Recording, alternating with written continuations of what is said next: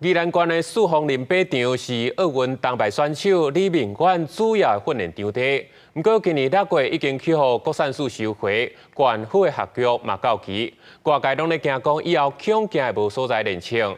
也那国产署是回应讲，若是地方政府有训练选手的需求，嘛拢愿意来出租。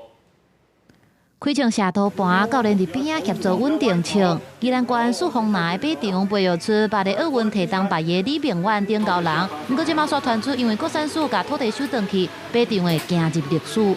他们呢，目前就是说有给我们等于指导了一些可行的方式，能够保留这块土地继续作为推动射击运动使用，有没有？四方内靶场占地大约3公顷，是县府1992年规划区运会时所设的。2021年向国产署申请土地拨用，由县府甲靶场委外予宜兰县射击推广协会到2029年。不过招标作业互检举独立，虽然刑事无起诉，中区检务互法院判决要拆除乡地。今年6月18，国产署改图拨用，县府甲协会合约也停止。那我们会协助射击协会这边来持续跟国产署来做一个借用的这样一个程序。因为四方内靶场离大台北无远，而且也出真侪好选手，我界希望讲会当继续留落来。县府表示会协助民间团体向国产署承租土地，继续经营靶场。国产署是表示，若准因为国家政策或者是地方政府有要摕来培训射击选手的需要，会配合以委托经营的方式